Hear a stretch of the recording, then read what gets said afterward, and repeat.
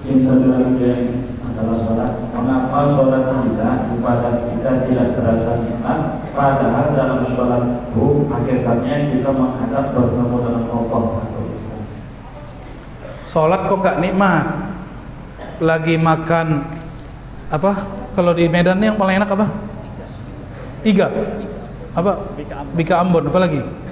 Orang Medan kok makan bika Ambon? Gimana ceritanya? Tapi kalau teman-teman saya ini yang paling enak katanya duren. Cuma sayangnya durennya lagi nggak musim. Alhamdulillah dapat juga, mabok juga tadi ya. Lagi makan durian, yang diingat kata dokter, hati-hati, tar perutmu GERD, perutmu nanti asam lambung. Jadi mau makan, mikir-mikir. Jadi nikmat gak? Makan tuh jangan dengan perasaan, makan tuh pakai lidah, minta izin kepada Allah. Bismillah ya Allah, izinkan aku makan.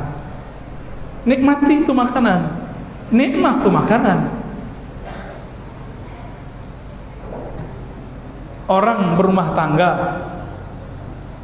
yang tidak menikmati berumah tangga, berarti yang dia pandang itu bukan bininya, bukan lakinya. Mungkin yang terbayang bagi dia muka orang lain. Dia sentuh tapi yang terbayang orang lain. Nggak bahagia. Hadirkan kekasih kita, jasadnya dan ruhnya. Lagi sholat. Sholat ini tubuh kepada Ka'bah, mata ke tempat sujud, kalbu ke nama Allah dan sifat Allah, ruh kepada ilah zatullah, zatnya Allah subhanahu wa ta'ala. Tahu nggak ruhnya di mana? Nggak tahu, apalagi tentang Allah. Maka Ibnu Al-Izz ya? Imam Al-Izz Abdissalam mengatakan, Abu Bakar As-Siddiq berkalam, al-ajzu anil idrak. Ma'rifat itu ketika engkau mengaku hanya Allah lah yang tahu tentang dirinya. Aku adalah hamba paling bodoh. Aku cuma mampu menyebut namanya, itu pun dia yang membacakannya. Aku hanya mampu sujud, itu pun dia yang menggerakkannya. Rasakan kita digerakkan oleh Allah. Rasakan kalau kita nyebut namanya, Allah yang menggerakkan.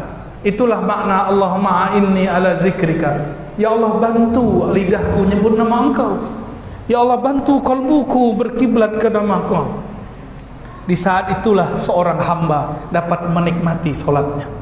Itulah makna aqimis salata li dzikri. Usaha, kalau saya menerjemahkan akim bukan dirikan.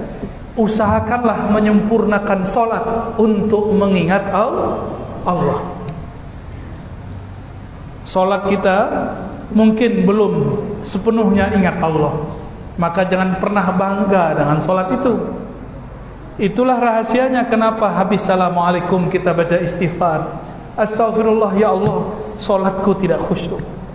Astaghfirullah ya Allah, tadi ketika sujud aku tidak ingat kepada Engkau. Kalau imam baca ayat, suaranya merdu terasa olehnya, terus dia mengatakan, saya memerdukan supaya yang di belakang keasikan. Dia kemudian istighfar, ya Rabb, ampunkan aku membaguskan suaraku bukan untukmu, tapi untuk selainmu. Nah, ini kalau jadi imam ada caranya. Jadi imam supaya khusyuk solatnya, ini namanya makom imam. Sahabat namanya Abu Musa Al-Asy'ari. Abu Musa lagi baca Quran malam-malam hari. Nabi tertegun dan Nabi berdiri diam. Bayangkan dulu ketika Nabi Daud baca Mazmur atau Zabur, beliau baca berhari-hari. Burung berhenti, angin berhenti, air pun menjadi tenang. Sehingga ada burung tidak jadi terbang hari ketiga mati. Dia mati mendengarkan seruling Daud atau senandung Nabi Allah Daud. Ini yang berhenti bukan burung, bukan air, bukan angin. Yang berhenti adalah Sayyidul Alamin, Sayyidul Mursalin, Sayyidul Anbiya, Sayyidul Arifin, Sayyidul Zahidin, penghulu alam semesta. Beliaulah Rasulullah tertegun berhenti ketika Abu Musa baca Al-Quran. Maka secara ruhiyah Sayyidina Abu Musa adalah pewaris rohani Nabi Daud. Dan sempurnanya Nabi Daud ketika dia mewarisi kenabiannya kepada Abu Musa, maka sahabat itu jadi wali karena dia mewarisi nabi-nabi.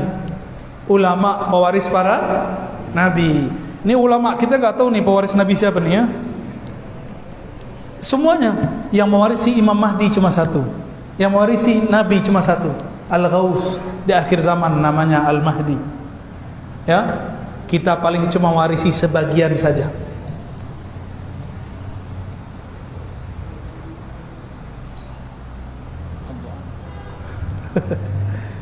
Cukup ya. Saya 5 kali 5 tempat berhasil Dr. Thohir menyiksa saya ya. Besok ada lagi Subuh insyaallah. subuh sama Subuh, duha dan Jumat. Masya Allah 3. Kata Dr. Thohir cukup katanya ya.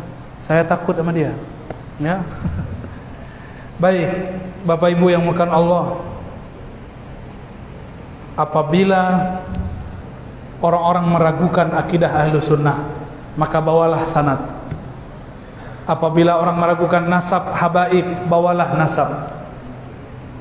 Apabila orang meragukan thariqat, bawalah ijazah. Ya.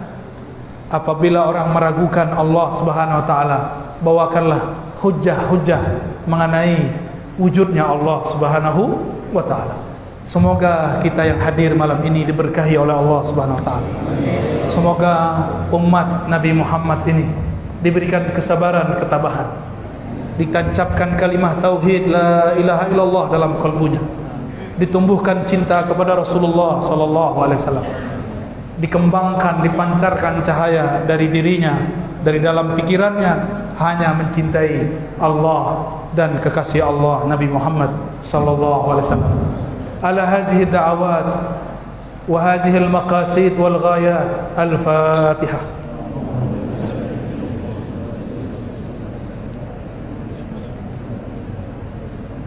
Wal maghdubi alaihim waladdallin. Alhamdulillahirabbil alamin. Mohon maaf tidak usah salaman ya. Cukup